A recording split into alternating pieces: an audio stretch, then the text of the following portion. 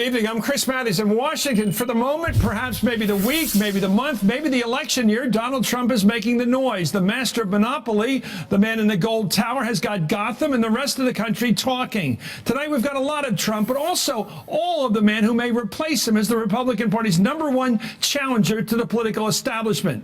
Texas Senator Ted Cruz. He's author of a new book, A Time for Truth, Reigniting the Promise of America. There he is, and we have him with us tonight. Thank you so much. You know, you have a fascinating background. You're the son of immigrants. You've gone from a guy who came here with nothing, right? Yeah. Your dad, who you obviously love, without a buck in his pocket. You're born. You went to Princeton. That's a good school, right? So I'm told. Okay, it's a good school. You became a great debater. You went to Harvard Law. You did all that stuff, United States Senator, in one big stump. Let me ask you about this thing about Trump. Now, Trump is out there still playing the birther card. I just wanted to get a reaction to some news today in the interview he did. Let's watch him today, again expressing skepticism about whether the President of the United States is actually a natural-born citizen of this country. Let's watch him here. A few years ago, you led the birther movement. You sent investigators out to Hawaii to find out whether or not Obama, which you said was not born here. Well, and it turned out to not be true. Well, I don't know. According to you, it's not true. I don't know. He released his birth certificate. Well, he's sticking to his guns on that. On the day you announced your candidacy, Senator, that Trump also said your birthplace, where you were born in Calgary, because your father was working up there, your father and mother at the time up in Canada, could be a hurdle for your campaign. Let's watch him here. He was born in Canada. If you know, and when we all studied our history lessons, you're supposed to be born in this country, so I just don't know how the courts would rule on it. But it's an additional hurdle that he has that nobody else seems to have. Well, actually, natural born means that you were born to American parents. So you don't have to be naturalized. I think you're completely in the clear here, as I believe from the beginning the president is, because Trump, he has never said that the mother of Barack Obama is not the mother of Barack Obama. But what do you think of the fact he still says it's a hurdle for you? And by the way, you're quite open about how you grew up and where you were born. Well, sure. Now, look, I like Donald Trump. You know, there are a lot of folks in Washington right now that seem to be crawling all over themselves just to smack Donald Trump. I'm not one of them. I think he's bold. I think he's brash. And I think he's got backbone. Well, why does he say stuff about you? You know, why does he say it's a hurdle for you when no one else is calling you trouble? And by the way, George, who is it? Romney, George Romney was born in Mexico, who American parents. John McCain was born in the Canal Zone. Barry Goldwater was born in Arizona Territory at the time. Nobody made a beef about that. Yeah, look, the legal question is quite straightforward, that the child of a U.S. citizen born abroad is a natural-born citizen. As you noted, my mom is Irish and Italian, born in Wilmington, Delaware. And when I was born in Calgary, I was a citizen by birth. I've never breathed a breath of air on earth. So you are black Irish. This is great. Anyway, a lot of your book has to do with a very powerful theme, which is about, and I agree with you on this completely, the betrayal of the Cuban Revolution. When I was a kid and Castro came to New York after knocking off Batista, coming in, he was in pajamas. He had his interview with Edward R. Murrow and everything. We rooted like hell for him. He was a democratic successor to a horrible dictatorship, and he betrayed all of us. Has that got a lot to do with your politics? Well, it certainly has a lot to do with my passion. You know, I mean, what I describe in the book, A Time for Truth, is I begin with my family story and my dad, my great-grandparents coming to Cuba, my grandfather growing up in a sugar plantation, and my dad as a teenager joining with Castro in the revolution. He believed in it in the beginning. He did. Now, none of the kids knew that Castro was a communist. They knew that Batista was corrupt. He was a dictator. He was in bed with the mob. And, you know, as my dad describes it today, the revolutionaries were a bunch of 14-year-old boys that didn't know any better. Yeah. And so my father he was thrown in prison when he was 17, and he was tortured in Cuba. You know, one of the things I have in the book is his mugshot with his nose broken, where, you know, Cuban soldiers, they'd come in every few hours and beat him with billy clubs and shattered his teeth, broke his nose. And then when he fled Cuba, it was 57. And he was just 18. He couldn't speak You English. also talk about how your aunt was sexually attacked. You were very careful about it and respectful, but that's another problem with Castro. Oh, it was, well, a serious problem. And our family story reflects that of a lot of people in Latin America, where my dad fought with Castro. 59, the revolution succeeds. Castro declares he's a communist, begins executing people, seizing their lands. And my aunt, my tia Sonia, who I call my tia Loca, she was still there, and she fought in the counter-revolution against Castro. She would, with her friends, burn down sugarcane fields, and she ended up being thrown in prison and tortured by Castro's goons. How do you feel now, or how do you think now about it? We're opening up diplomatic relations. We're going to have an ambassador there. You're going to vote against the ambassador. I most certainly am. I figured that was coming. Will you ever go to Cuba as long as Fidel and Raul are running the place? You know, I don't know. I've never been. I certainly would you look go back forward as to a going. principal, or they're still there? You know, I disagree with the Obama administration's approach to opening up Cuba. I think it's the same type of approach that this administration has had to Russia and to Iran, that it's dealing with our enemies with weakness. And I think the consequence. Well, a lot of people are, not everybody, I agree there's some people on the left who may take that point of view. And I don't think Obama, I don't know what he believes, but I think a lot of people believe opening up to Cuba to freedom and to commerce and free enterprise is going to bring down the communist government. You don't think that?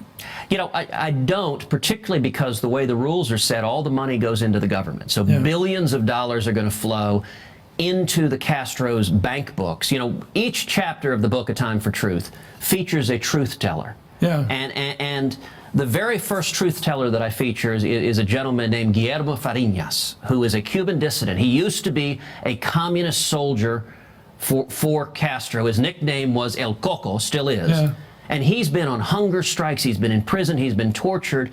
About a year ago, he came to the States. I interviewed him, another dissident, in Spanish for about a half hour. And he shared his story. He predicted what Obama would do. And he said, don't do it. It will strengthen the Castros, and they will only be more So you don't think the influence of, say, modern cars come into the country, not just 57 Chevys, which are great cars, but that's all they have there now. The influence of people coming in with new technology, new phone systems, they're going to come in with money. The Cuban people are going to, what the hell have we been missing here? Because that's what really turned the East Germans into wanting to be part of the West. They saw how the West Germans were living on TV. Well, you say that won't work. We can always hope and pray. But it seems to me that the Obama administration should have used some leverage. So, for example, the opposition, the dissidents, are still being picked up. They're still being tortured. They're still being imprisoned. And we've gotten effectively nothing in exchange for billions of dollars. It's much the same as what we're doing with Iran, sending billions of dollars to that nation, again, in a way that's undermining our national we don't have a whole lot of time. I want to talk about the book. And you've said some stuff in the book that I completely agree with from a more liberal position. When you first got in those Senate leadership lunches and you realized it was all a game, that basically their job was to protect the party, protect the leadership. And so you discovered it wasn't about stopping the debt ceiling from rising. It was about avoiding responsibility for doing it. So all they wanted to do was lower the threshold to 51 votes, so it wouldn't be 60, and then they could all vote against it and let the Democrats pass it. By the way, when I first came to work on the Hill with the Senate, the Democratic leadership then would pass these spending limits, ironclad spending limit of $285 billion. And then they passed two amendments, exempting entitlements and then exempting any kind of appropriation that went higher. So the games are being played. But what about campaign financing? I mean, you've got a big pack out there like everybody else with all this money coming, $37 million, and the American people are supposed to believe that the guy who's running, who's benefiting from the PAC money, doesn't know anything about how it's being raised, doesn't even know the guy running it, but you know the guy's name is Dathan Volter. How do you avoid ever meeting him, winking at him, talking to him to keep non-collaboration? Well, let me take those. Because that's what people wonder about. They think it's a joke.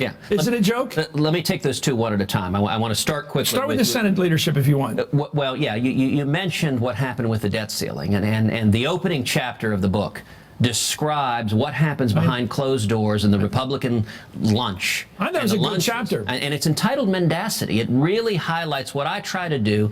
Look, I recognize not a lot of your viewers are likely to be Ted Cruz fans.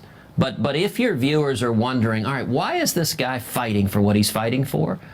If your viewers are wondering what happens behind closed doors in the Senate, what this book tries to do is really shine a light on the corruption, on the role of money, and it takes on both parties. So you're saying it's a good book to buy?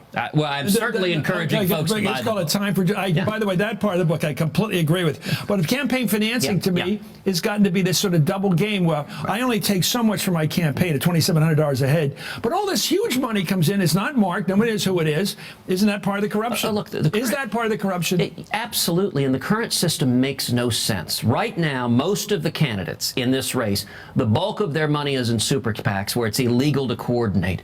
Who in their right mind, I mean, as the result of this race, I'm not allowed to talk to folks who are going to be spending more money communicating my message than I am.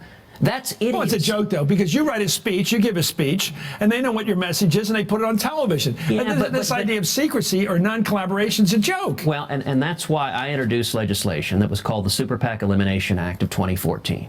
And what it does is real simple. It would allow unlimited contributions from individuals directly to campaigns and require immediate disclosure within 24 hours. Yeah. Now that actually, you'd have sunshine, you'd have sunlight, and the difference would be super PACs effectively would go away because people would give to campaigns, and that way Hillary could communicate her message from her supporters, and we could all talk about if someone gives $1 gazillion to a candidate, we could talk about, okay, are they on the take? But I believe in more speech and more sunlight is the best thing for democracy. Okay, you went after Chuck Hagel when he went up for the nomination on the issue of disclosure. And you said you want to know where his money came from. And then in the book here, another reason to read the book, you said it was a mistake to say he may have gotten the money from North Korea. So I mean, that's a communist government. And he did fight the communists in Vietnam, and he had 2 Purple Hearts for fighting the communists. And you're saying he took money from the communists, which is a pretty strong charge. You said it was a mistake. Well, and to be clear, I didn't say that, but I do talk about a number of things that I think were mistakes. I did say that I thought it was a mistake to mention North Korea. Of course. Have you apologized to him for that? Have you ever said, Chuck, I'm sorry for calling you on the take with the communists? Well, but I didn't. And one of the things I walked through in the book. I read the book. I've got it underlined. You said, look, by the way, under libel laws, and you're the lawyer, you can't just say, did you take the money from the communists? You can't do that. You know, John Adams famously said facts are stubborn things. What this book does is describe the facts. And the background with Hagel, and I'll note, I didn't know Hagel. Most of my colleagues Well, let's take a look at what you said at Kate's confirmation hearing. Here it is, when he's up for Secretary of Defense. I will point out that right now this committee knows absolutely nothing about the personal compensation Chuck Hagel received in 2008, in 2009, or 2010. It is at a minimum relevant to know if that $200,000 that he deposited in his bank account came directly from Saudi Arabia, came directly from North Korea. From North Korea. And here's what you wrote in your book. In hindsight, I made a mistake when I uttered the words North Korea. There was no credible reason anyone would believe that Hagel had received funds from North Korea. But there was credible reason to believe he may have received funds from a foreign government. And the reason is I, along with 25 other senators, sent him a letter asking him to disclose his income. Now, I'll point out that's the same question that was asked of Hillary Clinton, and she willingly gave over 7 years. It's the same question Harry Reid asked Henry Kissinger. But they didn't accuse somebody of taking money from a communist government. But the difference, and this That's different. But Chris, what you never mentioned on your TV shows when you were blasting me for that, is that Hagel responded in writing. There were 7 funds, 7 checks he'd received. 6 of them, he said, I can represent they didn't come from a foreign government. The 7th, for $200,000, he said, I cannot tell you if they came from a foreign government. So he said in writing. Look, we agree. You should have said North Korea. Let's move on. Do you agree? It was a tactical mistake because it enabled Democrats to change the subject. Look, I still think it's ridiculous that senators and the media did not care that a nominee for Secretary of Defense said in writing may have received money from a foreign government, and nobody cared to at least ask, did you in fact... But your reputation preceded you there because everyone knows you're a very, very zealous anti-communist, which is good. And when you mentioned North Korea, people said, sounds like he's accused him of being on the take for the communists. This is serious business, putting that together. But I'll mention the excerpt that you showed. What I said in full is I said, listen, in writing, he has raised the inference that he may have received money from a foreign country. And I said, look, there are contexts in which no one would care. If he received money from Canada for a lumber dispute, nobody would care. That would not be an issue. And then I said, on the other hand, if he received money from some other countries, and I mentioned Saudi Arabia, and foolishly, the reason I mentioned North Korea is that it was in the news. Let me ask you about this. But that was a mistake because it let Democrats change the subject. And so I don't think you changed the subject. I think it is the subject. Anyway, let's talk about the election. 2000 election, you had a big role in the recount. We covered it. It was the best thing I ever covered. I never liked covering anything like the recount. But you bring the Supreme Court in, which you were happy to, as a lover of the Supreme Court then. You brought them in. They basically said the state lost its rights to recount and keep writing because of equal protection. Now, on the issue of marriage equality, you say no equal protection, leave the states alone. So how do you be consistent there? Are you consistent or inconsistent on equal protection? Listen, I believe I'm very, very consistent. And one of the things I describe in the book is how I've spent my entire adult life fighting to defend the Constitution. It's been a passion. And the court. Literally since and I was the Supreme a teenager. Court. You've always been pro-Supreme Court until now. I revere the court. As you know, I was a law clerk to Chief Justice Rehnquist. It's in the book. As you would say, it's in the book. And this is the name of the book, by the way. It's A Time for Truth. I really think it's important to read it. Now you're for retention elections. You've had to raise a ton of money to run for president. You're definitely in the running. You'll be in the debates and everything. Should judges have to go out and raise $37 billion to run for re-election? How can you put judges out there making politicians? Listen, there won't be an independent judiciary. I am reluctant to call for retention elections. It makes me sad, but I have done it because I believe that a majority of the justices are not honoring their judicial oaths. And is that the solution? Elections? Look, if unelected judges are going to seize every major policy issue of this country, you know, there was a time... They seized the presidency in 2000. You did not complain. The Supreme Court said no to the state of Florida. You can't recount, even though it's a close election. You are not allowed to recount. We're giving this to our guy, 5-4 Republican vote in the Supreme Court. If there was ever a case of partisanship or ideology getting out of hand, it was 2000, and you loved it. You were cheering, you say in the book. Those are great talking points. But they're true. How many times did they count the ballots in Florida? 4. 4 times. How many times did Bush win? 4 times. 4 times. But they wanted to try one more time.